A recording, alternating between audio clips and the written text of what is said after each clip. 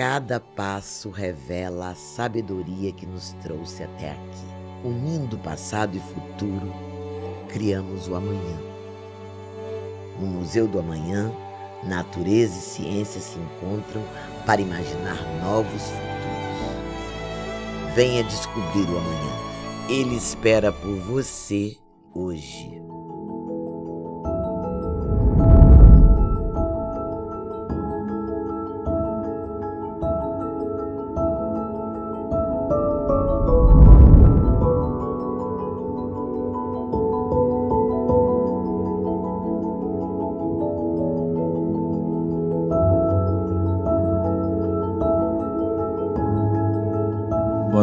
Boa noite a todos.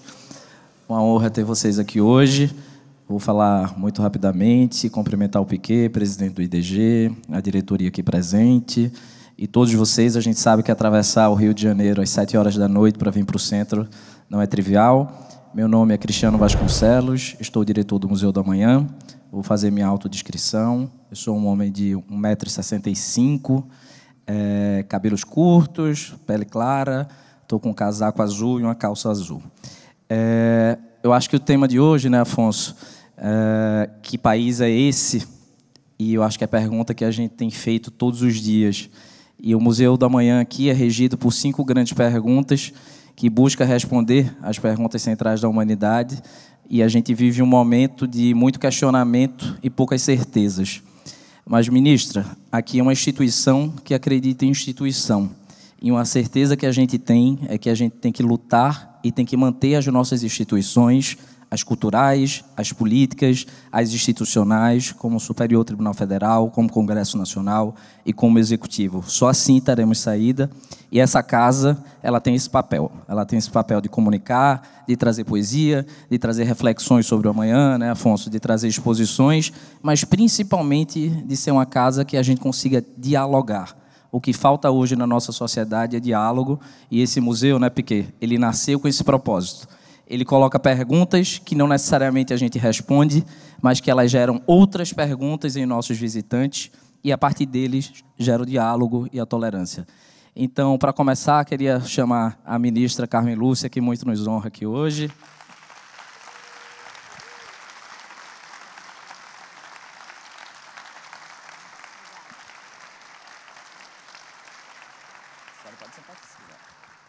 Chico, muito bem-vindo, uma honra gigante.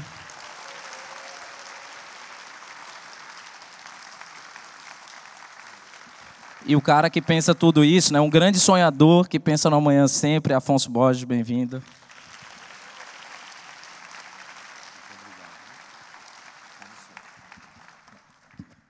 Boa noite, pessoal. Vocês agora estão em boas mãos. Muito boa noite, muito obrigado pela presença de todos. Agradeço imenso ao Piquet, Cristiano e toda a equipe do museu que acreditou nessa história, né, de mudar o vetor e, ao invés dos autores falarem sobre o seu próprio trabalho, vim aqui para falar sobre poesia. Essa é a proposta do Sempre um Papo Palavra Acesa, que, por sinal, já convido para o próximo. Dia 30 de setembro, a gente vai receber aqui Flávio Oliveira e Zé Miguel Wisnik, falando sobre o poema No Meio do Caminho, do Drummond. Então, já se programem. E é o seguinte, gente, eu faço isso há 40 anos. Sempre um papo, festivais literários pelo país afora. Mas esse projeto em especial está sendo uma renovação, porque eu não tenho a mínima ideia do que vai acontecer aqui. Normalmente eu falo assim, Chico, por favor, fale sobre o seu trabalho, explique, são 30 anos, né, de estrada, que está sendo comemorado agora no show ao vivo. Ministra, por favor, não é isso. Então, compartilho com vocês a minha ausência de conhecimento sobre o que vai acontecer aqui, sabendo que é um barato que rola. Para começar, em primeiro lugar, eu queria pedir uma grande salva de palmas para a Alessandra Colasanti, que vai ler o poema aqui com a gente.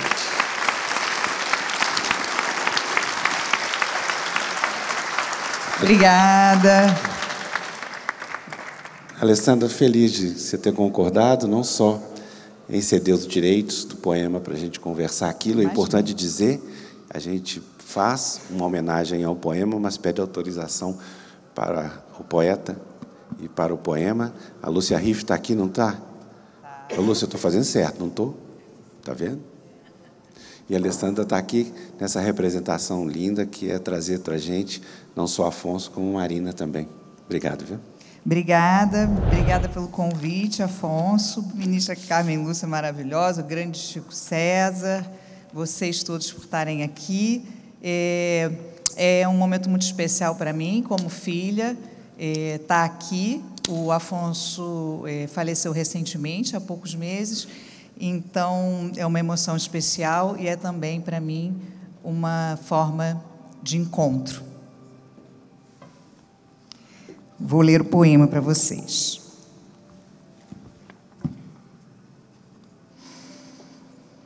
Que país é esse? Uma coisa é um país, outra um ajuntamento. Uma coisa é um país, outra um regimento. Uma coisa é um país, outra o confinamento. Mas já soube datas, guerras, estátuas, usei caderno avante e desfilei de tênis para o ditador. Vinha de um berço esplêndido para um futuro radioso, e éramos maiores em tudo, discursando rios e pretensão. Uma coisa é um país, outra um fingimento. Uma coisa é um país, outra um monumento. Uma coisa é um país, outra o aviltamento. Deveria derribar aflitos mapas sobre a praça em busca da especiosa raiz? Ou deveria parar de ler jornais e ler anais como anal animal, hiena patética na merda nacional? Ou deveria, enfim, jejuar na Torre do Tombo, comendo o que as traças descomem, procurando o quinto império, o primeiro portulano, a viciosa visão do paraíso que nos impeliu a errar aqui? Subo de joelhos as escadas dos arquivos nacionais, como qualquer santo barroco, a rebuscar no mofo dos papiros, no bolor das pias batismais, no bodum das vestes reais, a ver o que se salvou com o tempo e, ao mesmo tempo, nos trai. Há 500 anos caçamos índios e operários. Há 500 anos queimamos árvores e hereges. Há 500 anos estupramos livros e mulheres. Há 500 anos sugamos negras e aluguéis.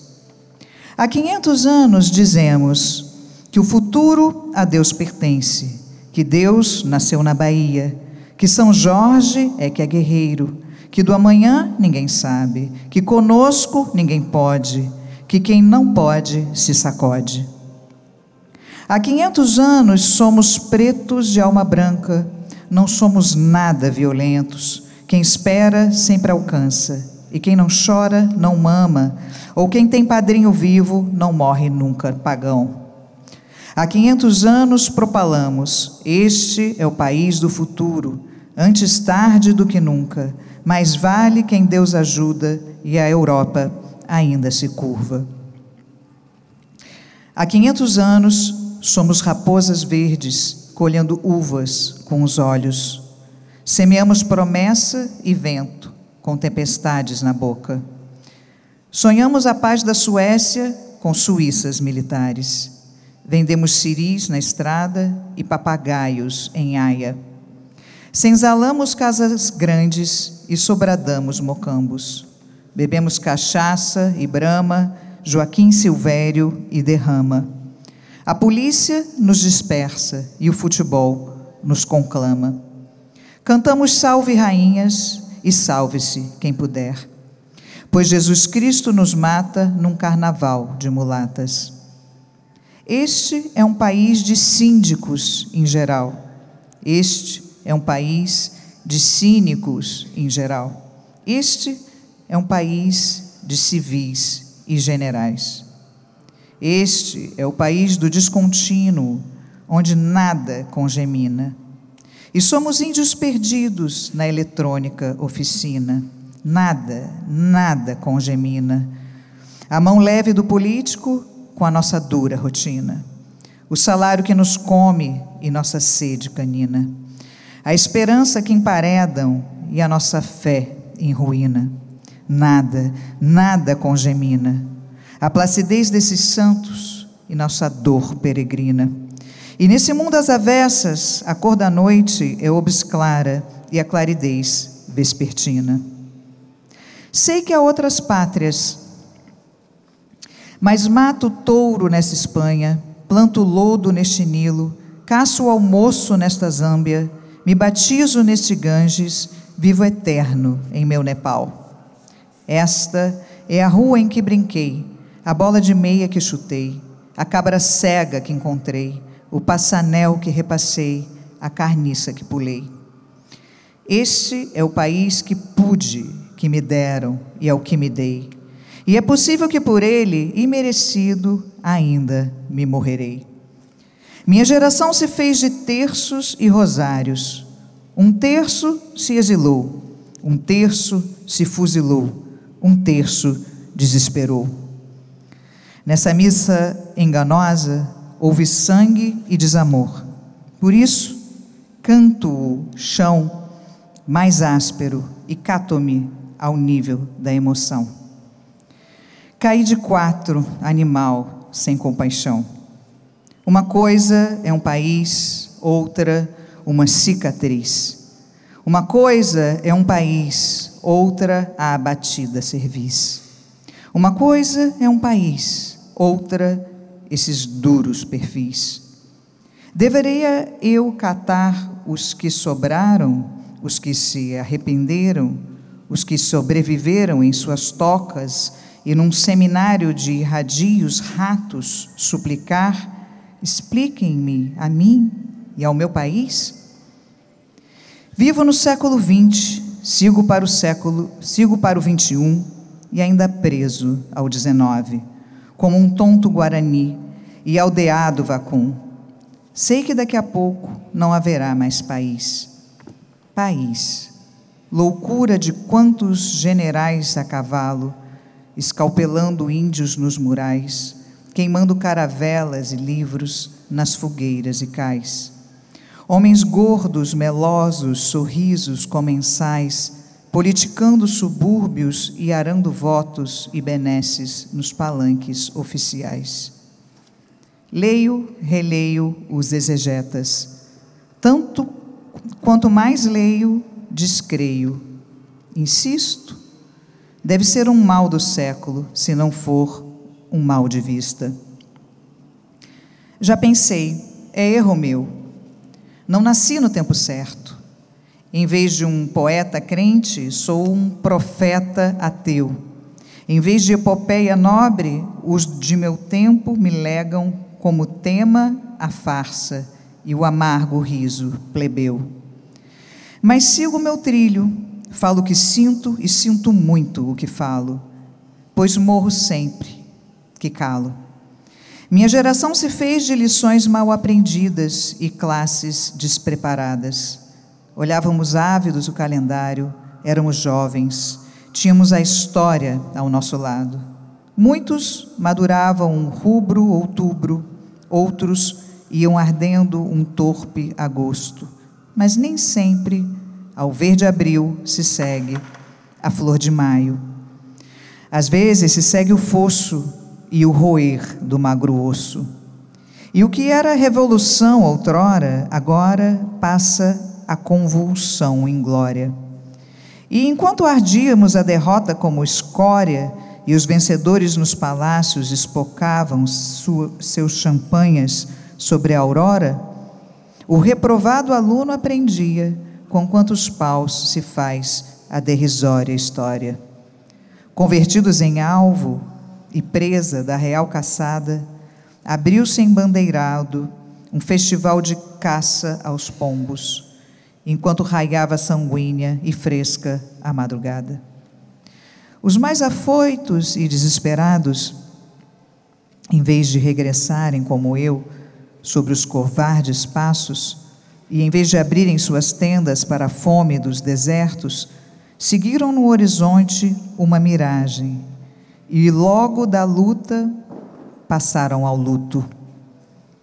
Vi-os lubrificando suas armas e os vi tombados pelas ruas e grutas. Vi-os arrebatando louros e mulheres e serem sepultados às ocultas. Vi-os pisando o palco da tropical tragédia, e por mais que os advertisse do inevitável final, não pude lhes poupar o sangue e o ritual. Hoje, os que sobraram vivem em escuras e europeias alamedas, em subterrâneos de saudade, aspirando a um chão de estrelas, planjeando um violão com seu violado desejo, a colher flores em suecos cemitérios. Talvez todo o país seja apenas um ajuntamento e o consequente aviltamento e uma insolvente cicatriz. Mas esse é o que me deram, e este é o que eu lamento, e é neste que espero livrar-me do meu tormento. Meu problema, parece, é mesmo de princípio, do prazer e da realidade, que eu pensava com o tempo resolver, mas só agrava com a idade. Há quem se ajuste, engolindo seu fel com mel. Eu escrevo o desajuste, vomitando no papel. Mas esse é um povo bom. Me pedem que repita, como um monge cenobita, enquanto me dão porrada e me vigiam a escrita. Sim, este é um povo bom, mas isso também diziam os faraós, enquanto amassavam o barro da carne escrava. Isso digo toda noite, enquanto me assaltam a casa. Isso digo aos montes em desalento, enquanto recolho meu sermão ao vento. Povo, como cicatrizar nas faces sua imagem perversa e una? Desconfio muito do povo. O povo, com razão, desconfia muito de mim. Estivemos juntos na praça, na trapaça e na desgraça, mas ele não me entende, nem eu posso convertê-lo. A menos que subestádios, antenas, montanhas e com 3 mentiras eternas o seduza para além da ordem moral. Quando cruzamos pelas ruas, não vejo nenhum carinho ou especial predileção nos seus olhos. Há antes incômoda suspeita. Agarro documentos, embrulhos, família a prevenir mal-entendidos sangrentos. Daí, já vejo as manchetes. O poeta que matou o povo que só sobrou ao poeta. Ou o poeta apesar do povo? Eles não vão te perdoar, me adverte o exegeta. Mas como um país não é a soma de rios, leis, nomes de ruas, questionários e geladeiras, e a cidade do interior não é apenas gás neon, quermesse e fonte luminosa, uma mulher também não é só capa de revista, bundas e peitos fingindo que é coisa nossa. Povo também são os falsários e não apenas os operários. Povo também são os sifilíticos, não só atletas e políticos. Povo são as bichas, putas e artistas, e não só escoteiros e heróis de falsas lutas. São as costureiras e dondocas, e os carcereiros, e os que estão nos eitos e docas. Assim como uma religião não se faz só de missas na matriz, mas de mártires e esmolas, muito sangue e cicatriz, a escravidão para resgatar os ferros de seus ombros requer poetas negros que refaçam seus palmares e quilombos. Um país não pode ser só a soma de censuras redondas e quilômetros quadrados de aventura, e o povo não é nada novo, é um ovo que ora gera e degenera, que pode ser coisa viva ou ave torta, depende de quem o põe ou quem o gala. Percebo que não sou um poeta brasileiro. sequer um poeta mineiro. Não há fazendas, morros, casas velhas, barroquismos nos meus versos. Embora meu pai viesse de Ouro Preto, com bandas de música, polícia militar, casos de assombração e uma alma milenar, embora minha mãe fosse imigrando hortaliças protestantes, tecendo filhos nas fábricas e amassando a fé e o pão, olho Minas com um amor distante, como se eu, e não minha mulher, fosse um poeta etíope. Fácil não era apenas ao tempo das Arcádias, entre cupidos e sanfoninhas. Fácil também era ao tempo dos partidos. O poeta sabia história, vivia em sua célula. O povo era seu hobby e profissão. O povo era seu Cristo e salvação. O povo, no entanto, não é o cão e o patrão. Desculpa. O povo, no entanto, não é o cão e o patrão, o lobo. Antes, são povo. E o povo, sendo ambíguo, é o seu próprio cão e lobo. Uma coisa é o povo, outra a fome. Se chamais povo a malta de famintos, se chamais povo a marcha regular das armas, se chamais povo aos urros e silvos no esporte popular, então mais amo uma manada de búfalos em Marajó, e diferença já não há entre as formigas que devastam minha horta e as hordas de gafanhoto de 1948, que em um carnaval de fome o próprio povo celebrou. Povo não pode ser sempre o coletivo de fome. Povo não pode ser um séquito sem nome. Povo não pode ser o diminutivo de homem. O povo, aliás, deve estar cansado desse nome. Embora seu instinto leve à agressão e embora o aumentativo de fome possa ser revolução.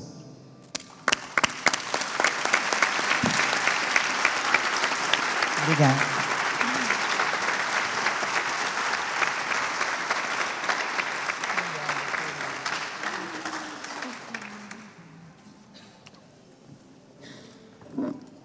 Iva Afonso Romano de Santana. Engraçado, eu conheci o Xará em 1985 e virei esse país com ele aí, andando, fazendo lançamento de livro e debate. E hoje deu uma saudade danada dele. É bom e importante, antes de passar a palavra para os nossos dois palestrantes, que vão fazer uma palestra de aproximadamente 1 hora cada, lembrar que esse poema foi impresso, né? A ministra Carmen Lúcia, na chegada, falou que tem o original até hoje na primeira página do Jornal do Brasil. Então, além do que país é esse, que é a pergunta? Vai, pode. Então, por que me deixaram muda? É mulher assim, quando dá o microfone, tira o som. A gente, foi estratégia mesmo.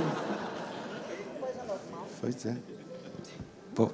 E aí foi publicado na primeira página do Jornal do Brasil um poema inteiro, assim. Então, além de tudo, era um tempo em que se publicava poemas em primeiras páginas dos jornais.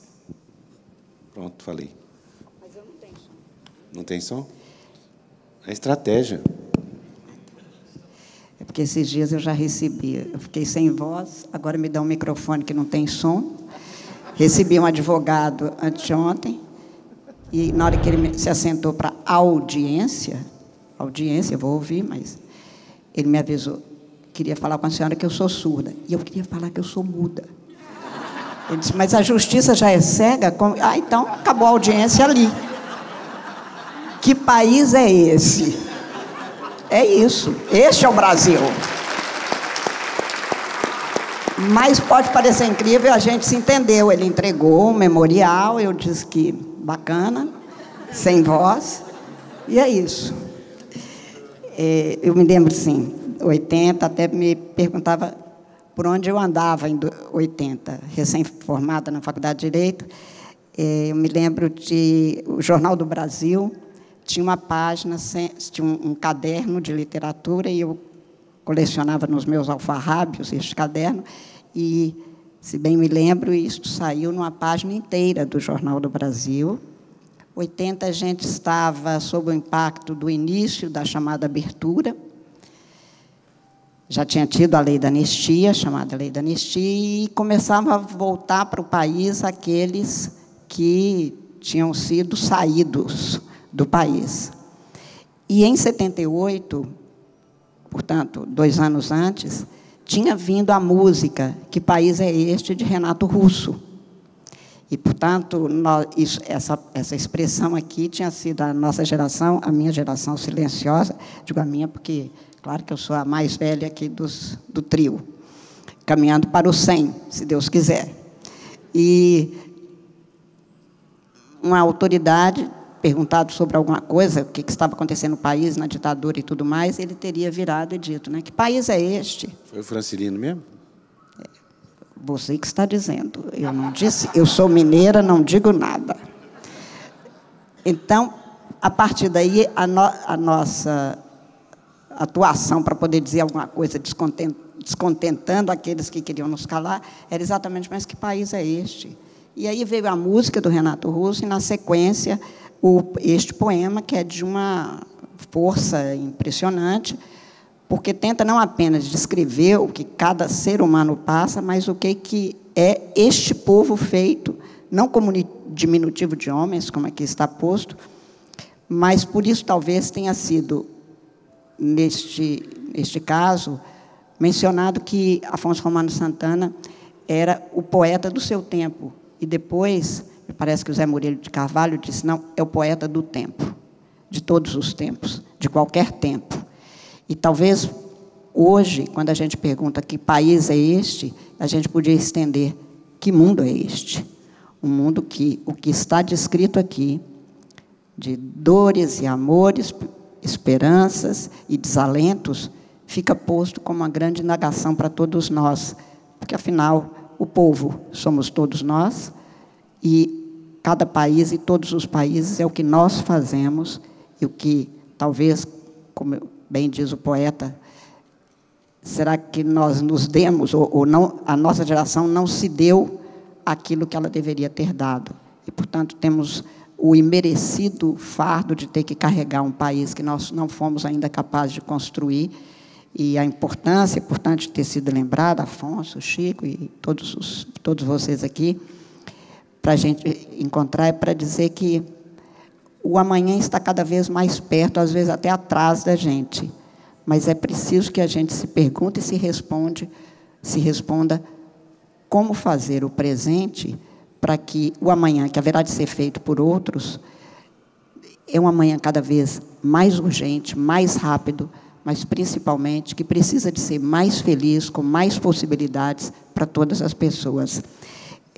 Eu tenho sempre a impressão, quando leio poemas com a dimensão deste aqui, que foi dedicado ao Raimundo Fauro, uma das pessoas que se posicionou contra a ditadura e que abriu espaços contra a ditadura, para que a ditadura fosse vencida, que este Brasil, que era um Brasil de dores, continua doendo em cada um de nós.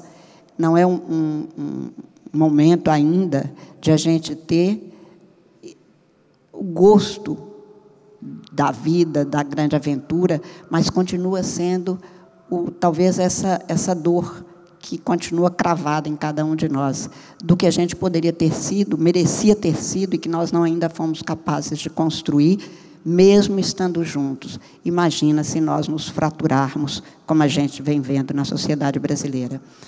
Não é só na brasileira, mas eu sou brasileira e, portanto, falo primeiro do que vivo e do que experimento todo dia.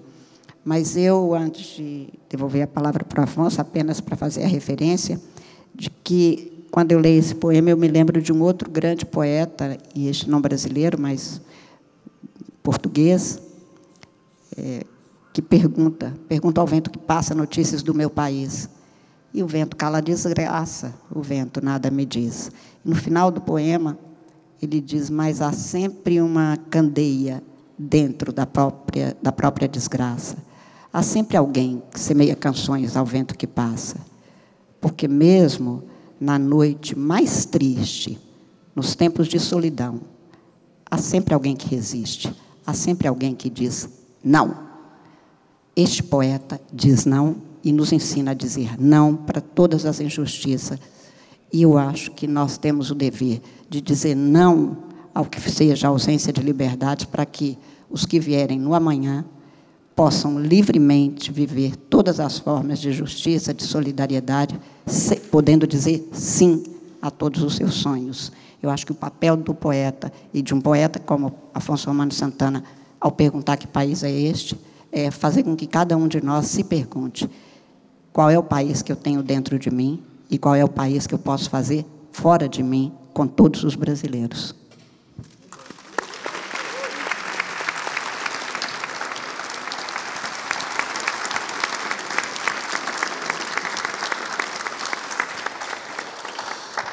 Chico, muito obrigado por ter aceito o nosso convite, uma alegria. E eu queria, como a gente combinou, eu vou me redimir de fazer perguntas. Queria que você falasse do poema, falasse como é que você está se sentindo aqui, o que você imaginou para essa brincadeira e esse desafio que a gente se propôs. Boa noite, Afonso. Boa noite, ministra. Boa noite, pessoal. Bom, depois dessa fala linda da ministra, eu repito o que eu falei lá atrás, no camarim. Eu vim para ouvir, mas já ouvi, e estou aqui com o coração muito cheio, muito preenchido. Eu trouxe aqui para enriquecer aqui a nossa conversa, a letra da música de Renato Russo. Vou ler e vamos falar um pouco sobre isso. Nas favelas, no Senado, sujeira para todo lado. Ninguém respeita a Constituição, mas todos acreditam no futuro da nação. Que país é esse? No Amazonas, no Araguaia, na Baixada Fluminense, Mato Grosso, Minas Gerais e no Nordeste, tudo em paz. Na morte eu descanso, mas o sangue anda solto, manchando os papéis, documentos fiéis ao descanso do patrão. Que país é esse? Terceiro mundo se for piada no exterior, mas o Brasil vai ficar rico. Vamos faturar 1 milhão quando vendermos todas as almas dos nossos índios num leilão. Que país é esse? Renato Russo. Esse poema de Afonso Romano, ele traz uma angústia esperançosa, se é que eu posso falar assim. Ele diz das inquietações de uma geração, né, nessa luta pela redemocratização do país. Eu tinha ali 16 para 17 anos, né? Estava entrando na universidade no curso de jornalismo, quando ali em 1980, né? Tinha vivido essas alegrias da anistia, de vendo voltar Arraes, Gabeira, Brizola, Betinho, né? E a gente tinha uma teimosia de esperançar, né? Como, aliás, ainda temos, né? E o que eu sinto, assim, lendo o poema e ouvindo essa leitura tão bonita, é que nós podemos ir muito rapidamente da utopia para a distopia, né? E parece que ambos confundem um pouco a visão da realidade. Não é que nos impeça, assim, nada que nos impeça de termos ação, de trabalhar, de lutar, mas às vezes ficamos nesse lugar tínhamos, né, esse lugar da utopia, né, do Brasil como um lugar do futuro, um lugar bonito, em que o patrão é padrinho do filho do empregado, né, uma coisa humana, não sei, assim, né? Eu venho da zona rural e vivi isso, né, do empregado dar o filho para o patrão batizar e tudo, né? É um país que não tem racismo e tudo. E, de repente, a gente foi cada vez mais caminhando para esse lugar distópico. Como chegamos nisso, como país nós nos permitimos chegar nesse lugar. Claro que nós não fizemos isso sozinhos, o mundo caminhou assim também, né? A ponto de nós banalizarmos coisas que não poderiam nunca ser banalizadas, né?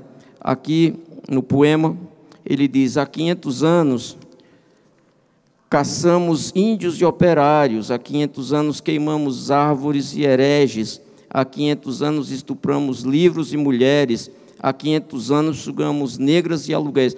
Isso é tristemente atual, né? O poeta, profeta, olhando um passado doloroso, cruel, sangrento, e apontando para algo que nem ele não sabia que isso ia durar tanto, né? E que poderia, inclusive, piorar, se agravar, como nós testemunhamos hoje, né?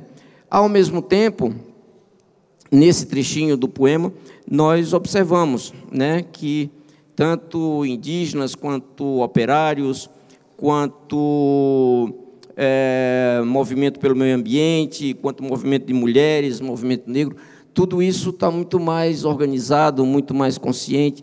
E esses movimentos, diariamente, eu acho que eles nos ajudam a responder que país é este, né?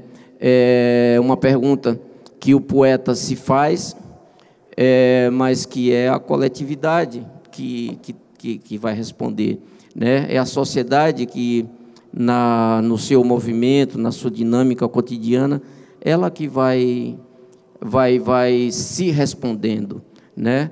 Cada um no seu papel, o professor, o artista, a mulher, né? O político, o atleta, né? O cidadão, né? E levamos conosco para as ruas, para os palcos, né? Para todos os lugares, sempre essa pergunta: que país é este? Este é o país em que, por exemplo, há 2, 3 horas, baixou um avião todo branco, e as pessoas se perguntando: que avião é esse? Que traz quem aí dentro, né? A explicação que dão são diplomatas americanos, outros podem ser espiões, podem ser agentes do imperialismo, sei lá o que é que traz. Então, assim, parece que as nossas lutas não cessam nunca, e eu acho que não cessam mesmo. A gente tem que exercer sempre uma vigilância ativa, altiva e alegre, né? Alegre porque não podemos nos abismar a ponto de nos deixarmos entristecer, e responder sempre, diariamente, com nossa luta, com nossa dança, com nossa voz: que país é este?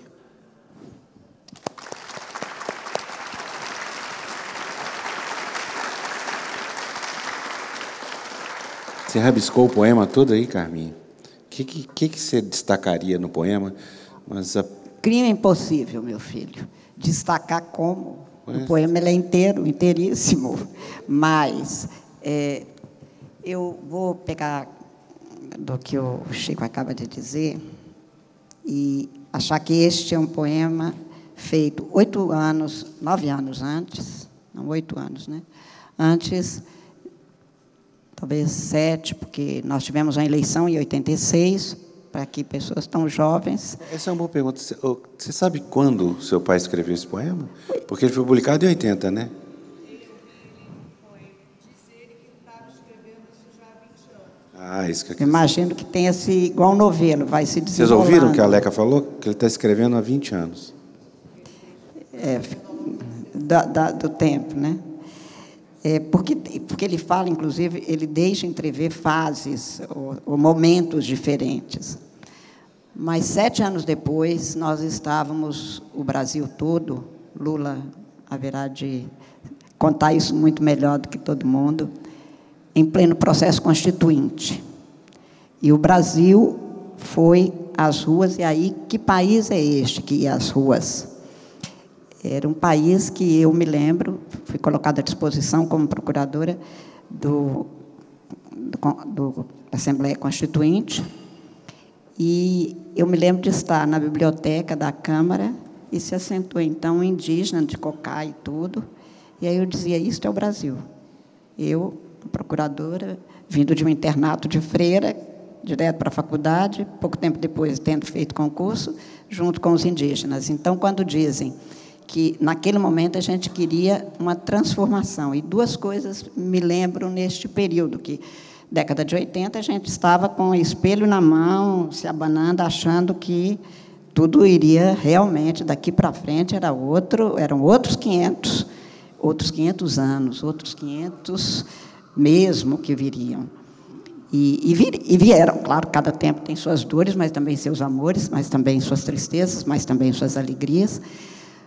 Mas por que eu digo isso? Porque eu me lembro que no dia da instalação da Constituinte, 87, eu estava em Brasília, nas comemorações ali, e no final da tarde, depois da posse dos constituintes, colocaram para tocar no gramado do Congresso a orquestra e tocaram o Irapuru de Carlos Gomes, o Irapuru de Vila Lobos, né? O Irapuru, eu me lembro bem disso. E aí 2 senhoras estavam na minha frente. E uma diz assim, eu estou com o pé que eu não me aguento nesse sapato, que eu comprei sapato novo para a posse da Constituinte, então acho melhor a gente ir embora e pegar a Kombi. Ela disse, não podemos sair daqui não, tira o sapato e segura na mão, porque vão tratar da vida da gente. Era o povo se apresentando. Pela primeira vez, o povo brasileiro se apresentava. E se apresentava o estudante, o professor, o dono da terra, e aquele que queria a terra, o indígena, e todo mundo se apresentou. E este país a que se refere, Afonso Romano Santana, com todo mundo junto, não são só políticos, não são só cidadãos, mas este povo se apresentou. Quer dizer, que país é esse que consegue levar este povo todo para se constituir como um país e depois nós não conseguimos implementar toda a Constituição com todas as conquistas, que não foram poucas de jeito nenhum, que nós conseguimos naquele período. Talvez o que a gente tenha que perguntar, Chico, seja isso. Nenhuma dúvida que, e não é que não se cumpra a Constituição, se cumpre mais do que cumprimos em outras fases da nossa história, o que não significa de jeito nenhum que seja suficiente, é necessário, mas não ainda de forma suficiente, mas, como você diz, andamos em algumas coisas e pioramos em outras. Um país que mata uma mulher a cada 6 horas por ser mulher, convenhamos que não é uma sociedade nem livre, nem justa, nem solidária. E isto, no entanto, está posto com todas as letras na Constituição brasileira e é lei, não é aviso, não é sugestão, não é proposta, não é conselho. Isto é a lei fundamental do país. Então, quando nós falamos deste país e neste país, que ele olhou com os olhos doloridos, mas os olhos, como você diz, que não perde a noção de que este país precisa de responder à minha pergunta. Mas é preciso que a gente viva e resista. No meu caso, como servidora pública, eu nem tenho o direito de pensar, nem sei conjugar o verbo desistir, pela singela circunstância de que eu sou uma brasileira que vem dos Gerais, não das Minas, como o Afonso, que é um mineiro. Eu não, eu sou da região mais pobre dos Gerais, de um sertão glorioso que tem o céu mais bonito do mundo, mas sob esse céu, a miséria, a falta de chuva, e depois a falta de luz, e um país que não precisava de estar vivendo nada disso, porque tem todas as possibilidades. Mas isso é o resultado deste povo que Afonso Romano põe como um povo que reúne todos nós. Então, eu não tenho direito de... Nem sei como é que se conjuga o verbo desistir, mas eu sei que, seja como for, seja o que for, nós aqui construímos, reconstruímos, desmanchamos e somos capazes de refazer. O país que for e em que se transformar o Brasil é o que nós fizermos. País nenhum cai do céu, nem sai dos infernos. É essa construção. E talvez seja mesmo um país imerecido pelo qual viverei, pelo qual, como ele disse, até morrerei. Mas a gente queria era viver e viver bem com todas as pessoas. Não tenho dúvida nenhuma. Esses quase 40 anos, desde aquele momento da Constituinte, 87, 88 até agora, nós andamos em muitas coisas, estamos falando. Não se cogitava há 40 anos de poder falar. Eu fiz prova de direito constitucional com o Congresso Nacional fechado em 77. Hoje a gente não cogita disso, mas há outras dores. Talvez doer faça parte da vida. Mas não é só de dor que a vida é, porque senão seria não uma grande e ótima aventura, mas seria quase uma impossibilidade de a gente ter chance de se aventurar. Então, eu acho que o que me toca nesse poema, primeiro, é esse desdobramento, essa denúncia do que é e do que pode ser, e daquilo de a gente não ter conseguido construir o que nós poderíamos ter construído para este país ser um modelo e um exemplo. Eu acho até que com mais dificuldades hoje, Chico, porque o mundo, por exemplo, nos direitos que tocam a minha carne como mulher, é mais difícil do que há 20 anos atrás, com toda certeza. Os preconceitos são maiores contra mim contra as mulheres em geral. Deixamos de ser as gatas borralheiras, ou resolvemos que não queríamos ficar só no borralho, e houve quem sentisse falta da comida na mesa na hora certa, que a gente servia segundo a conveniência de outras pessoas. E isto provocou reações, e nós estamos vendo nisso. No 2024, crescimento de violência só para falar contra a mulher e sem ainda fazer diferenças, porque mesmo entre nós mulheres, claro que o destratamento é grande, mas houve um aumento de violência. Quer dizer, como é que uma sociedade que tem como objetivo, como está no preâmbulo da Constituição, a paz e a fraternidade, chega a uma fratura social em que aumenta-se a violência e que nós não fomos capazes de superar tudo isso, até porque há espaço e boas condições para todas as pessoas. O que me parece é que quando, já mais para o final do poema, ele fala, o povo não é o cão e o patrão, o povo, ele diz, não é o cão e o patrão, o lobo. Ele diz, o povo é tudo. E o povo não pode ser realmente diminutivo de ser humano, de jeito nenhum. O povo haverá de ser a possibilidade que nós temos de, humanamente, ampliar nossas possibilidades com os outros que são diferentes, porque temos o direito de ser iguais em nossa dignidade e sermos únicos e diferentes em nossa identidade. E isto nós não chegamos ainda a um ponto de reconhecimento e, principalmente, de prática de respeito com todas as pessoas. Eu acho que este país haverá de ser outro que não este, de tantas desventuras para tantas pessoas.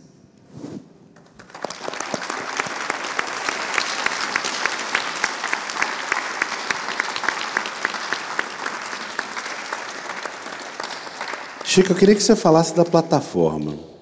Assim como na sua música, você usa a poesia para provocar transformações, reflexões. Fala um pouco da questão da poesia como um mecanismo, como forma de contagiar, de contaminar e transformar.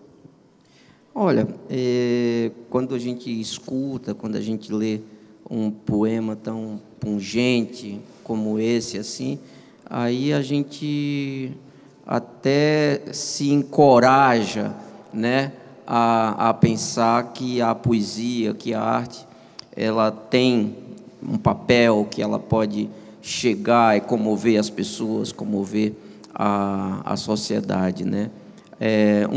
Esse tipo de arte me toca, me estimula, e é o que me fez vir para esse caminho, né? Essa coisa de eu ter trabalhado dos 8 aos 15 anos de idade numa loja de livros e discos, e onde eu tive acesso a esse tipo de produção, me estimula muito. Mas eu não limitaria, né, dizer, não, toda arte tem que estar nesse caminho. Não, a arte é para ser assim livre mesmo, né? É como eu penso. Tem uma coisa que eu anotei aqui, entre várias outras coisas, que ele diz o seguinte: vivo no século XX, sigo para o XXI, ainda preso ao XIX. Nós já estamos no XXI, né? Eu falo, meu Deus, e ainda estamos presos ao XIX, né? E tem uma coisa que eu vinha matutando, pensando, é que nós temos uma herança dolorosa, assim, de como é que o país foi construído, né? Essa coisa da escravização de seres humanos, das capitanias hereditárias, a forma como o Brasil foi dividido lá atrás, e isso deixou uma herança muito perversa, né? Essa presença do patriarcado, né? O homem branco sempre no comando, né? E eu lembrei aqui de uma coisa do que o Caetano fala, né? Que aqui tudo é construção e já é ruína. Você está construindo e, ao mesmo tempo, já está meio olhando uma coisa que está se destruindo ali, né?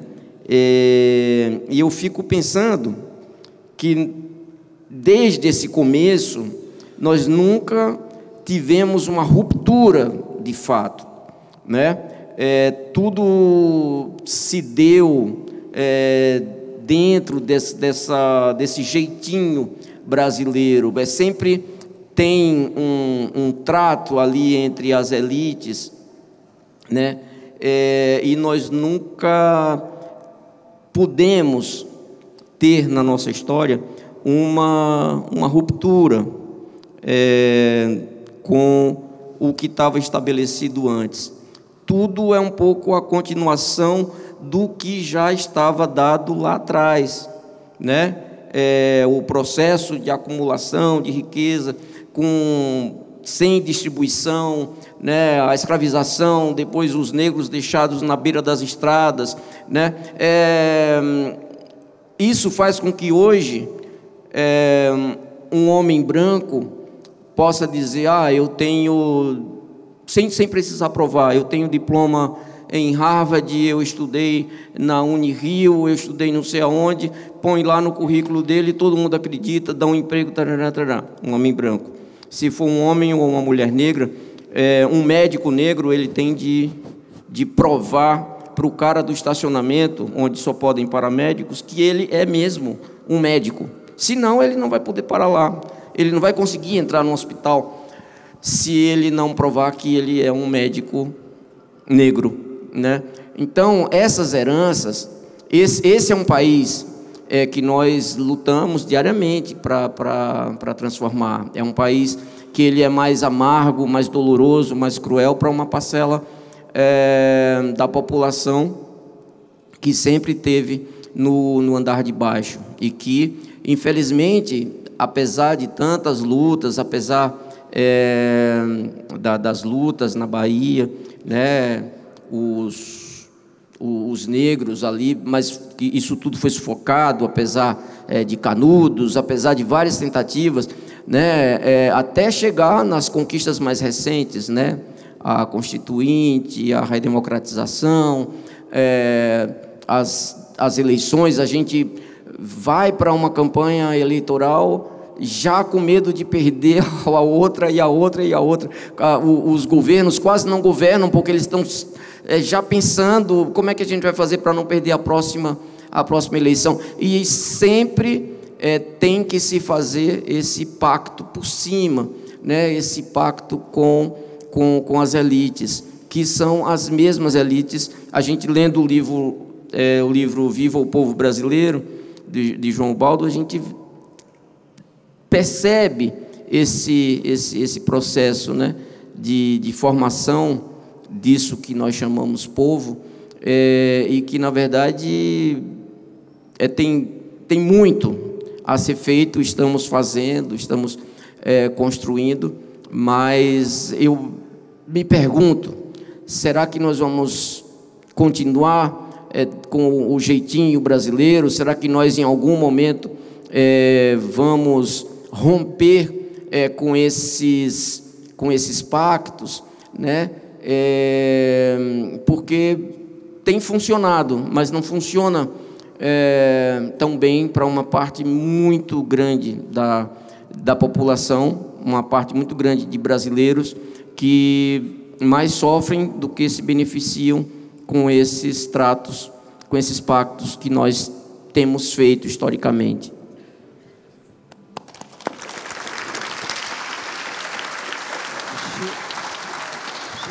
Há uma passagem no poema em que o poeta diz: este é o país do descontínuo, onde nada congemina. O descontínuo no sentido de conquistas, porque, na verdade, o que você diz é o inverso. Há uma continuidade histórica da manutenção de quem detém o poder. E eu me lembro isso sempre, que até nas palavras e no acesso a livros e tudo mais é muito diferenciado, e isso levou ao Brasil a uma situação em que aos que podem ler em mais de uma língua e aos que não aprenderam a ler. E isto realmente é um tipo de indignidade e de enorme iniquidade com aquele que não tem esse acesso. E para nós, mulheres também, Chico, como para negros, como para indígenas, como tantas categorias chamadas hoje de dotados de direitos, mas não efetivados, eu fico lembrando como que o preconceito passa para nós. Já contei isso, talvez a Silvana tenha me visto contar, que já tem um tempo, que, claro, a linguagem do direito é uma linguagem muito hermética, e ela era assim para deter uma reserva. Só o advogado lê, só o juiz entende o que ele escreve. Como quando eu era menina, o médico escrevia uma receita, só ele sabia, e acha que o farmacêutico, que ninguém nunca soube se aquilo era uma palavra mesmo, que era um risco, um traço. Mas, há pouco tempo, eu chegando deixei meu carro numa oficina. Claro que eu sei dirigir, gosto de dirigir, mas é claro que eu não entendo nada de carro. Então, eu avisei só: olha, eu vim trazer, porque tem um batuque, um ruído, eu acho que é perto da roda traseira, não sei muito bem. A pessoa nem olha quando é mulher. O rapaz continua lá, mexendo no celular dele. Acho que é a ribimboca da parafuseta de não sei o quê. Dona, a senhora pode deixar aí. Eu olhei, mas como no direito também o que a gente diz ninguém entende, tanto que um dia, no final da sessão, um vereador do interior me ligou e falou assim: ministro, só queria saber uma coisa, eu ganhei ou perdi? Tudo que eu falei bonito, ele não entendeu e também não ligou. Eu lembrei disso, e aí, lá na oficina, na hora que o rapaz me falou aquilo que eu não entendi nada do que ele falava, se era fato, fito ou fake, eu disse: engraçado, e eu que pensei que eram uns embargos de declaração com efeitos infringentes para dar provimento a um Aresp. Aí ele levantou e olhou para mim. Levantou, falou: o que é, dona? Não entendi nada que a senhora falou. Eu falei: nem eu que o senhor falou. O senhor vê como é que é o Brasil. A gente se entende. Quero que arrume meu carro, ponto.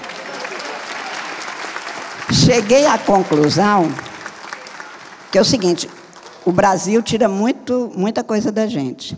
De nós, servidores públicos, então nem se diga, porque agora os outros ainda ficam com raiva, claro, ainda mais na profissão de juíza. Antigamente eu achava que 50% que perdia não gostava da gente. Quem ganhou gostava. Não. Quem ganhou acha que eu demorei para decidir. Quem perdeu acha que eu não entendi nada. 100% não gostam de mim.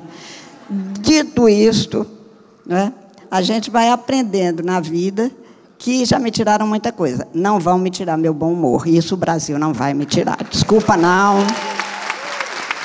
Nem pensar. Porque aí eles venceram. Então, hoje, eu digo assim, eu não mudei, não vou mudar o Supremo, mas o Supremo também não vai me mudar. Eu já acho isso um bom ganho. Passei por aqui, não aconteceu nada. Né? Isso para dizer o seguinte, nós podemos todos, Chico, eu acho, devemos, aliás, acho que é um dever mesmo, quando votamos, e fico vendo, né, tanto desânimo às vezes, como eu que ando muito de táxi, outro dia agora até ando de táxi e distribuo Constituição, porque toda vez que eu entro, falo assim, oi, Carmen, que bom você aqui, eu queria te falar que aquilo ali que vocês fizeram foi péssimo, vocês erraram, não entenderam nada, e aí ele me ensina a dar uma aula de Constituição, aí outro dia, segunda-feira passada, saindo da PUC, peguei um que me fala, minha mãe te detesta, vou te contar por quê, você tirou dela, não sei o que, não sei se era nada comigo, mas enfim, na hora que terminei, que chegou em casa, eu falei assim, o senhor entende muito de Constituição, o senhor já leu? Nem preciso. Falei, não, mas eu vou te dar essa, vai que uma hora o senhor não está fazendo nada, aproveita e lê. Eu acho que nós não temos o direito também de, com todos os percalços do Brasil, ver como está no poema. E saber que nós podemos, pelo menos, fazer uma partezinha. Um super brasileiro para mim, uma pessoa que eu tenho adoração, a Silvana sabe, o Betinho, ele, na campanha da cidadania contra a fome, que eles faziam pílulas, né, na televisão para fazer a chamada, ele dizia uma coisa que, para mim, é uma das grandes lições que, quando eu acho que estou cansada, e por algum motivo eu falo, eu fico mais meia hora por causa dessa história que era deste período, né, Silvana? Acho que era mais ou menos isso mesmo. Por aí, né? Logo depois da Constituição, em que ele contava a historinha do floresta pegando fogo, pegou fogo, bicharada toda correndo, leão correndo e tal, e aí o beija-flor está lá pegando no lago uma gota e colocando na flor, e o leão saindo correndo, o rei dos animais, disse, deixa de ser bobo, beija-flor, acha que você vai apagar esse incêndio? Eu disse, eu não acho que eu vou apagar um incêndio, eu estou apenas fazendo a minha parte. E o Betinho dizia, eu estou apenas fazendo a minha parte, eu não vou acabar com a fome, mas eu também não vou ser conivente com ela. Eu acho que o que nós temos que fazer é isso, sempre e sempre. Não vou mudar o mundo inteiro, mas se todo mundo começar a fazer sua parte, talvez a gente mude mesmo e crie um mundo muito melhor. E aí sim a gente podemos responder ao poeta, que país é esse? Quem sabe a gente chega ao país que é bom para se viver. Da minha parte, eu sempre acho que eu não quero mudar do Brasil. Eu quero muito que a gente mude o Brasil, porque eu acho que a gente é capaz de fazer isso. E não é possível, eu que ando em estrada de Minas, tem hora que não tem nem estrada, tem caminho de Minas. Quando se anda por ali, estradas do norte de Minas não tem acostamento, uma coisa impressionante.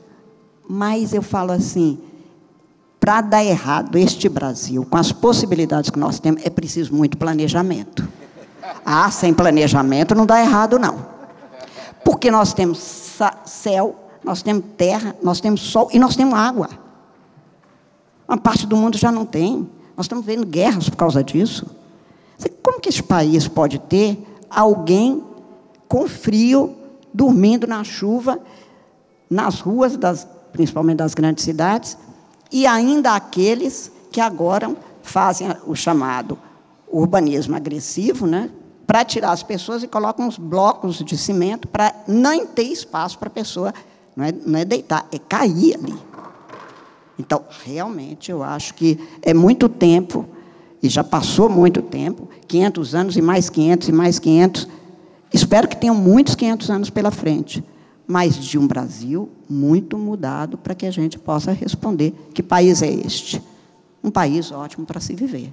Por enquanto, ele não é, ele é ingrato, ele não é uma mãe gentil, como muitos de nós, mas eu repito, nós fizemos, nós fazemos, e nós fazemos de novo, e nós somos capazes de refazer, claro. O ser humano é capaz de tudo, desde que esteja junto e que tenha um objetivo comum.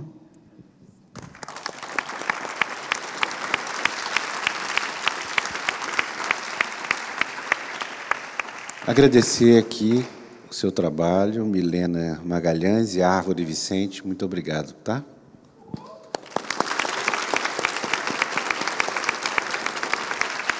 Bem, vamos às perguntas. A gente tem um tempinho dedicado a elas. Quem vai fazer a primeira pergunta? Pedir por cima, levanta. Só pedir, por favor, para se levantar. E como é que você chama, por favor? Não é nem bem uma pergunta, é um pedido de...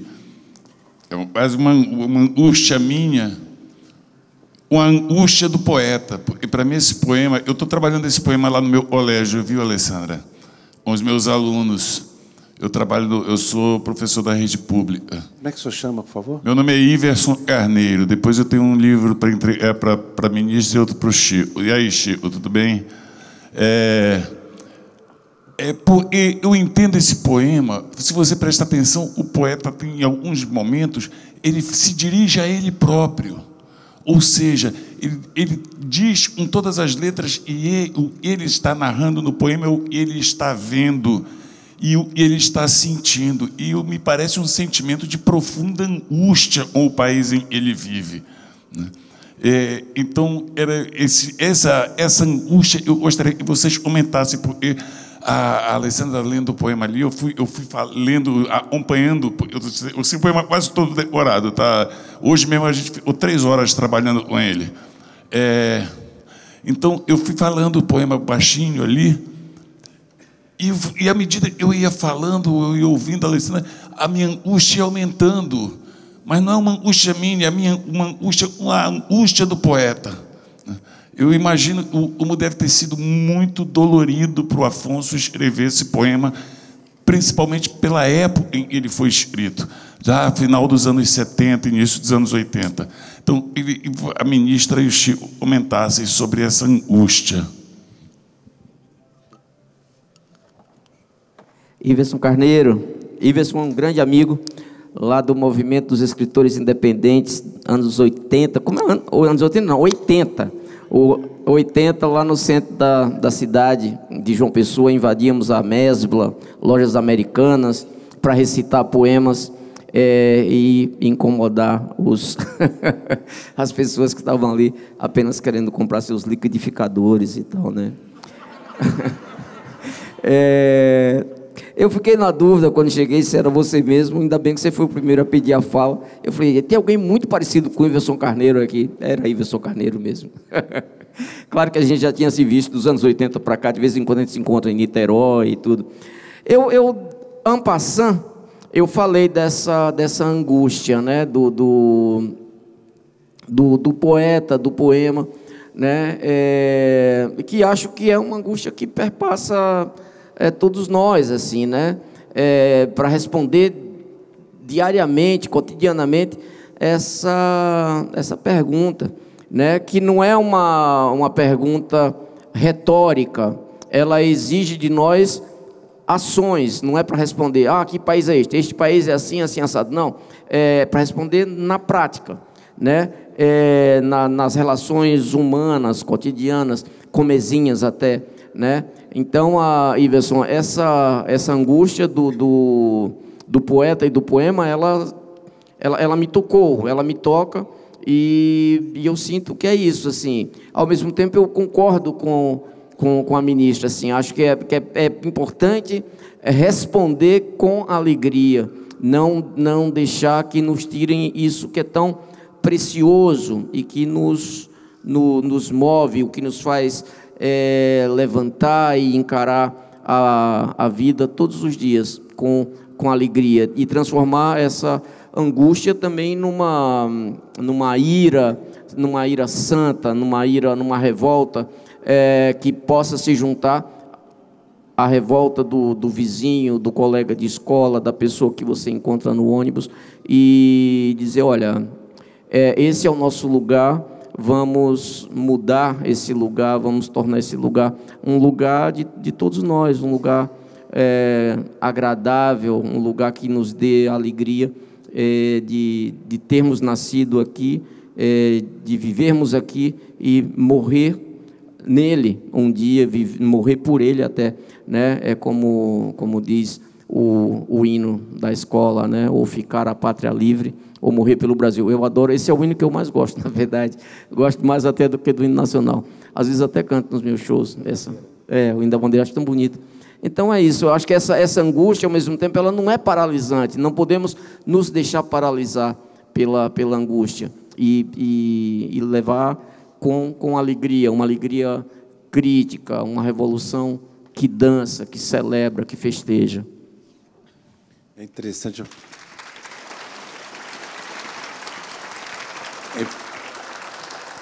Oscar, eu pegando carona na angústia do colega, em algum momento ali, entre 80, poema que foi publicado, e escrito muito antes, né, até o final da Constituinte, 88, 89 e 90, havia uma esperança de um país sendo renovado. Então, eu somo a pergunta do amigo nessa seguinte reflexão.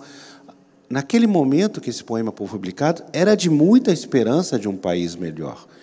E depois, esse momento agora, que a Leca leu e que a gente está relendo, a angústia é diferente da angústia com que ele foi escrito. É redobrada, maior.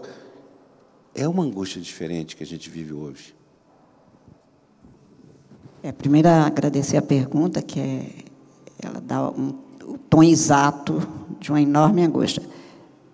Eu falar de angústia, no meu caso, neste momento que eu estou vivendo, os senhores podem imaginar que a angústia dorme comigo todo dia, né, parceira. Porque é isso, é diferente de 80, porque em 80, recém-saída, também tem a questão da fase na vida. Recém-saída de uma faculdade, a gente queria, tudo que a gente queria era isso, ter liberdades. A gente lutava por isso. Queria isso, sabia, portanto, que queria. Não dava para continuar. Quer dizer, o slogan que vem, e era só um mote de campanha repetido no Brasil, em 84, Nova República, era o que a gente queria. Uma república que fosse de repúblicos, de cidadãos republicanos no Brasil. Então, tinha a angústia de tudo que que se tinha passado. O poema reflete exatamente os anos que, no caso do poeta, passou por isso, passou pelo sofrimento, passou pela escuridão, passou pelas trevas, que mesmo a minha geração já pega mais para o final, mas, de todo jeito, esta é uma angústia do que vai ser, de como vai ser, e das cicatrizes todas, que expressamente está exposta no poema. Eu acho que nós tivemos uma fase quase que de redenção de nossas esperanças. O Brasil é um país que... O Brasil não, nossa sociedade é uma sociedade que vive e já viveu muitas ditaduras. Hoje eu fico muito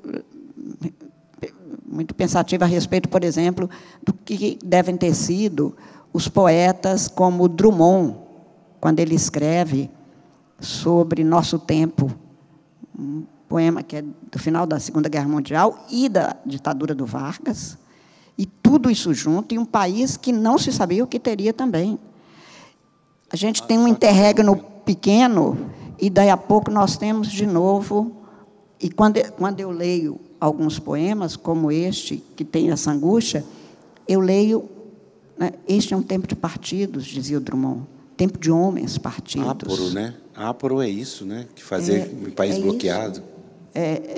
Então, nós não temos uma história que outros povos tiveram já a possibilidade de ter, de não conviver ou de contracenar, de ter no cenário da sua vida uma existência de dificuldades para poder se expressar, para poder livremente pensar, para poder se igualar a todas as pessoas e viver esta situação.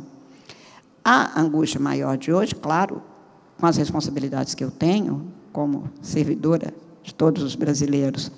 E com as dificuldades que se tem para os desempenhos que a gente tem hoje, e com os desafios, porque hoje, a desembargadora Andréia lembrava hoje que, até aqui, a gente olhava a história como exemplo e como lição para aprender no presente, não repetir os erros e formular políticas para o futuro, né, Lula? Agora eu tenho que olhar para o futuro para pensar este presente e conseguir chegar viva nele. Eu não sei o que será daqui a 1 ano e meio, e digo isso como juíza eleitoral brasileira, eu não sei o que será o ano que vem, quais as tecnologias vão ser utilizadas num processo que cada brasileiro vai ter que votar 6 vezes, são 6 votos no ano que vem, considerando de presidente da República, deputado estadual. Eu preciso pensar o futuro e aprender com um futuro que eu nem sei qual é, para saber como contribuir para este país. Mudou o mundo, mudou a vida. Eu tento hoje me educar, me autoeducar para dizer assim, eu precisava, o mundo acabou, ficaram os valores de humanidade que eu aprendi com meus pais, ficaram valores éticos que estão cravados em mim, mas eu preciso de mantê-los não é com outro olhar para desempenhar minhas funções, seria com outros olhos, e eu não sei como tirar esses que eu recebi e colocar outros no lugar para ter olhos a ver este mundo que eu estou vivendo. Eu imaginava, Everton, que quando eu tinha a formulação dos degredados filhos de Eva, eu que fui criada na religião católica, para mim era uma oração. Quando eu vejo hoje pessoas que são lançadas ao mar e que, quando chegam num país, não são nem recebidos, e nós vemos meninos mortos numa praia porque não tem quem os receba, estes são os degredados. E eu estou vendo.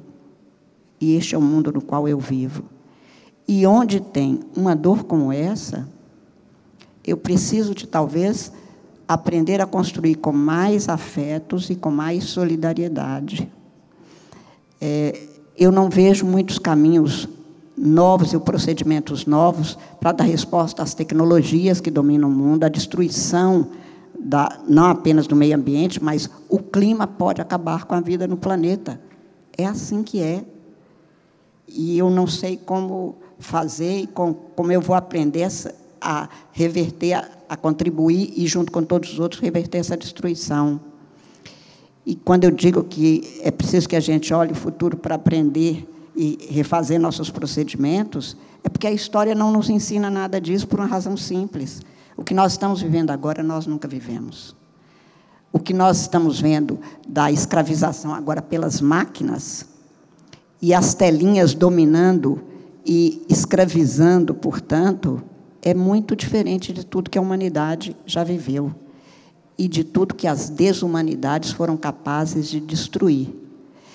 E a desembargadora Andréia já me viu contar isso 500 vezes, eu mesmo já escrevi sobre isso, mas eu vou só repetir para quem não ouviu, que eu lembro que ainda há sempre, sempre esperança para que este seja um país, ou todos os países no mundo sejam de humanidades, porque existem algumas preciosas lições de solidariedade e de amor.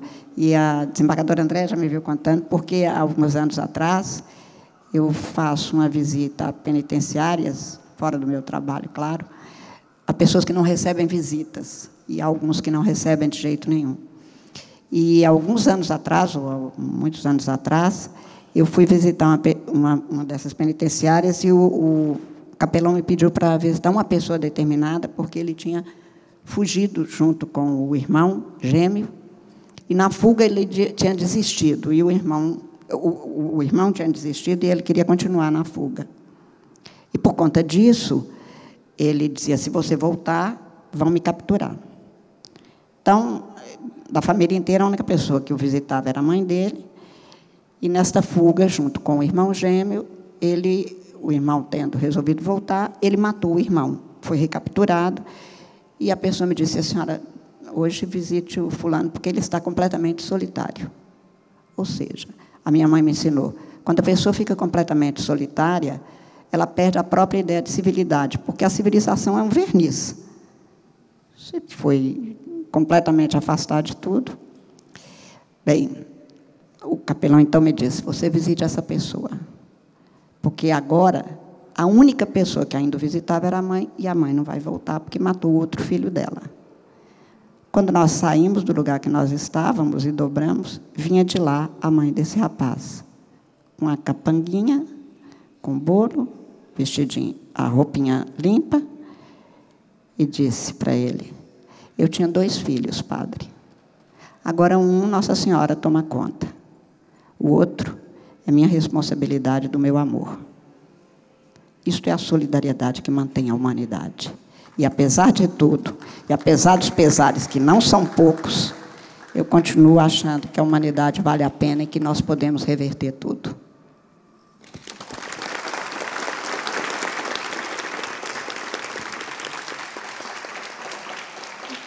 Caminhando para o final já, vamos mais uma pergunta, por favor.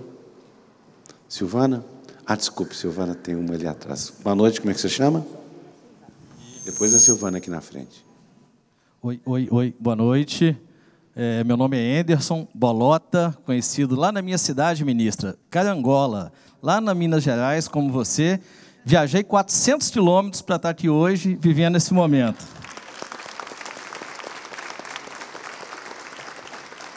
Ministra, terra do ministro Vitor Nunes Leal, autor da súmula vinculada. E que foi cassado por antiditadura. Foi cassado como ministro do Supremo. Vocês veem que não tem segurança nenhuma para ministro do Supremo. Esperamos que tenha mudado, pelo menos isso, neste país. Chico, que bom te ver. Bom, eu escrevi minha perguntinha aqui.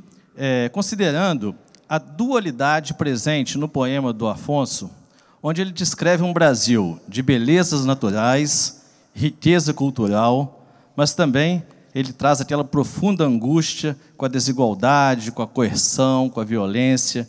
Eu queria saber a opinião de vocês. A qual das duas faces o país que vivemos hoje mais se aproxima? Chico. Sobrou para mim. E aí, Bolota, como você está? Tudo bem? Veio lá de Carangola para prestigiar a conterrânea. Eu aproveito também um pouco do seu ânimo para vir até aqui.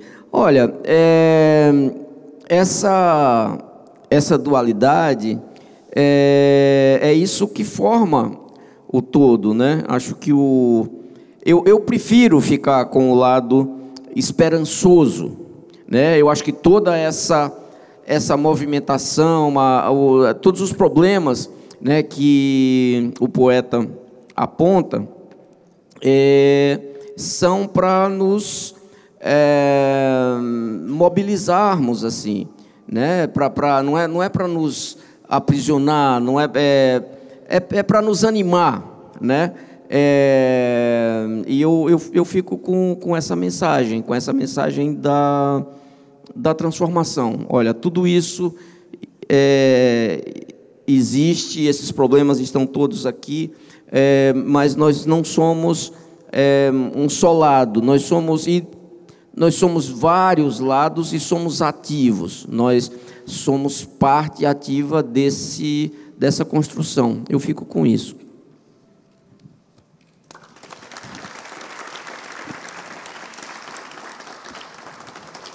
Eita, Bolota, mas você veio me trazer uma confusão.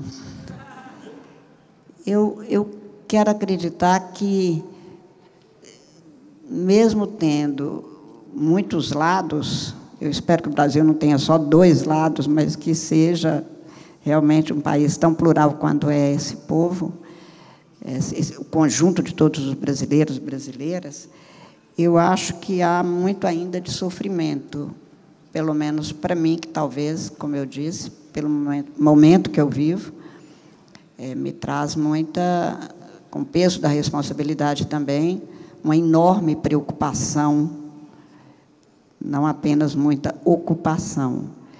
mas eu continuo acreditando muito no povo brasileiro, e não no povo ícone, não no povo abstrato, mas em cada brasileiro que eu vejo, em cada brasileira que eu encontro, e que eu acho que não vejo como em alguns períodos em que queriam sair do Brasil para outro lugar, e tinha muita gente mesmo que saía em busca de outras possibilidades. Hoje as possibilidades estão na nossa porta, até porque, nisso pelo menos, as tecnologias ajudam muito, e elas ajudam em muita coisa, mas eu vejo ainda um país por vencer muitos percalços, muito sofrimento. Estamos numa luta. Realmente, agora são quase 4 décadas daquela que a gente lembrava, mais de 4 décadas do poema, e quase 4 décadas em que nós saímos às ruas querendo construir esta república para todos os cidadãos e cidadãs brasileiras. Então, eu acho que nós somos, sim, já vencemos inflação alucinante que tínhamos no Brasil, vencemos essas fases de ditadura, estamos atentos à democracia brasileira. Agora, a vida como a democracia a gente faz todo dia, como eu não me canso de repetir. E este fazer todo dia lida com todos os lados das dificuldades e os lados das facilidades, por sermos brasileiras. Eu não sei te dizer em que tem dia que me dói mais o lado das dificuldades. Tem outros dias eu acho que há muito mais luz e possibilidades de realizações. Mas também hoje o mundo que nós vivemos é de tudo isso. Quer dizer, quem tiver sensibilidade e olhos a ver, quando liga uma televisão ou vê uma tela qualquer e vê os dissabores que as pessoas passam no mundo inteiro, não dá para dizer que vai dormir tranquilamente sem pensar nisso. Embora eu saiba que isso pode levar a uma insensibilização muito grande e que haja pessoas que veem notícias sobre a pessoa assassinada ou que dormiu na rua e continua comendo os seus sanduíches, olhando aquilo como se ele não fizesse parte. Mas este é um fenômeno também que eu acredito que vai passar como o Charlie Chaplin, no filme Tempos Modernos, que é de 1936, o último filme mudo, porque não tinha palavras, mas a gente escuta alguns sons. Ele, no final, diz isso: somos seres humanos, não somos máquinas. Não temos que ser servis às máquinas. E, hoje, um dos riscos maiores que nós temos é isso.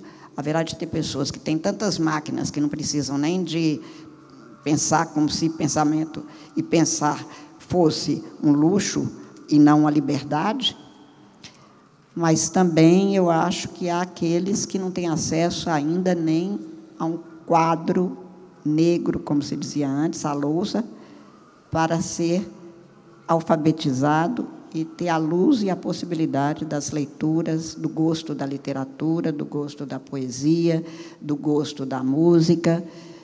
E nisto é que ainda nós estamos distantes do que a gente quer para o Brasil e para todos os brasileiros.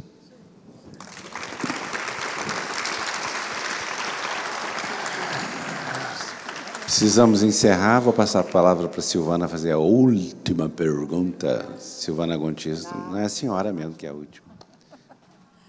Bom, eu fiquei ouvindo vocês dois e pensando, né, no que o Afonso Romano de Santana, não esse, faria e diria sobre essa angústia e o antídoto de ser esperança.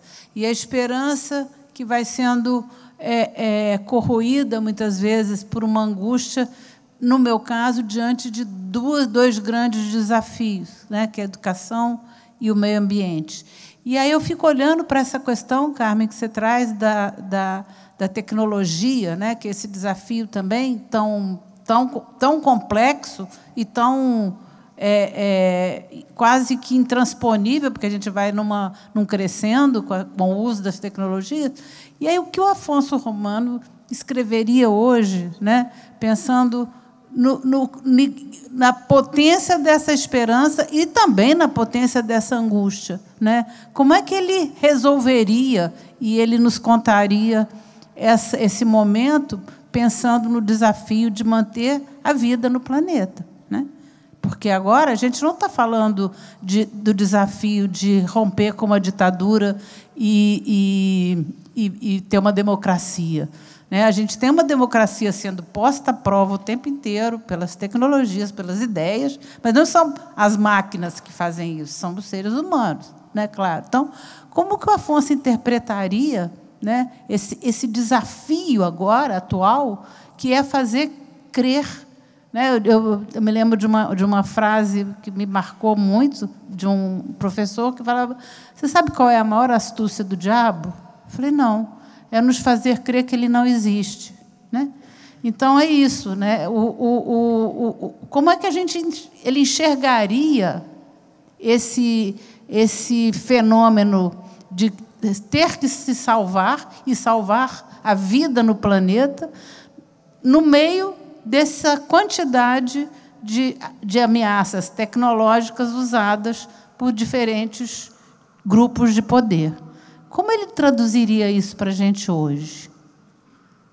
Eu queria que vocês dois nos contassem, talvez até você. O que seria um Afonso Romano de Santana nos contando essa história hoje? A impressão que eu tenho é que ele seria vários. Ele seria um Mano Brown, né? Eu acho que esse tempo em que os poetas eram brancos, esse tempo passou, né? Então, esse tempo que os poetas passavam pelas redações de jornalismo, pela universidade, eles agora são múltiplos, eles estão em vários lugares, e isso acho que dá um alívio grande, inclusive para os poetas que passaram pela universidade, os poetas brancos, letrados e tal, porque as respostas elas vêm de vários lugares, vêm dos poetas indígenas, vêm dos poetas mulheres, vêm dos poetas pretos, vêm dos poetas periféricos, vêm dos poetas lésbicos, dos poetas... aqui mesmo ele já dá umas pistas aqui, né? Ele fala as bichas, putas e artistas, ele já... Então, essa multiplicidade de Afonsos, né, é que eu acho que já é parte da resposta, né? Essa construção, ela é coletiva, ela é mais leve por ser coletiva, ela não é uma cruz que um vai carregar sozinho, não é uma resposta que um vai dar sozinho, né? Vou me espichar um pouco. Houve uma época em que o Chico Buarque ele disse assim que a canção acabou, né? Lá atrás ele falou não há mais espaço para a canção como, e eu entendi que era isso que ele estava dizendo, a canção como ele tinha feito até naquele momento, porque até ali ele já tinha falado da geni, do guri, do operário e tal, e agora a própria geni estava fazendo sua música, o guri estava fazendo sua música, os operários. Então isso eu acho que é uma resposta mais rica, mais inclusiva, mais democrática. E nessa diversidade é importante investirmos cada vez mais para evitar o grande desastre, né? Ou os grandes desastres que têm se repetido. Cada vez que a gente abrir mais espaço para essas diversidades, a gente vai estar respondendo melhor que mundo é esse que nós estamos construindo agora.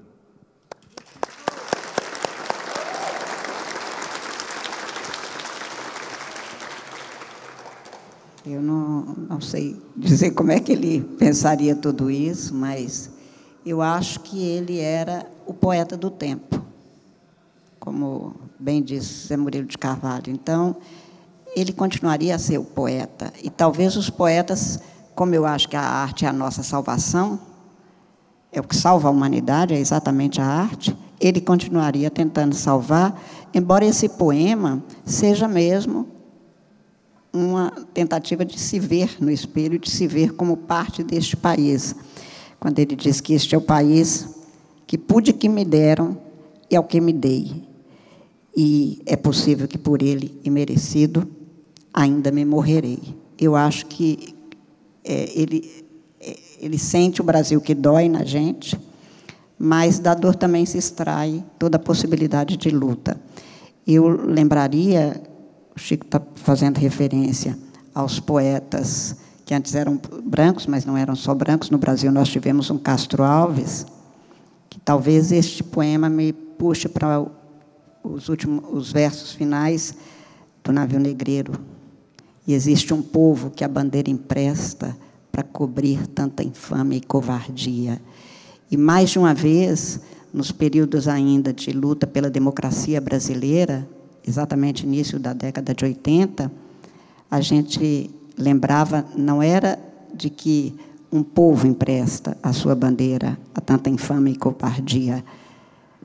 Nós, o povo, naquele momento, preferíamos o outro verso. Antes que houvessem roto na batalha, que servires a um povo de mortalha.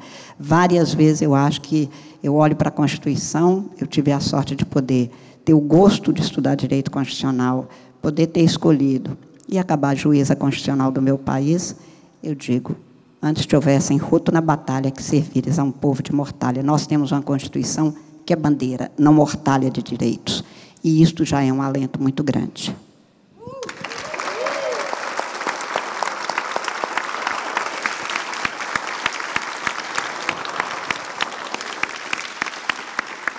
Muito obrigado.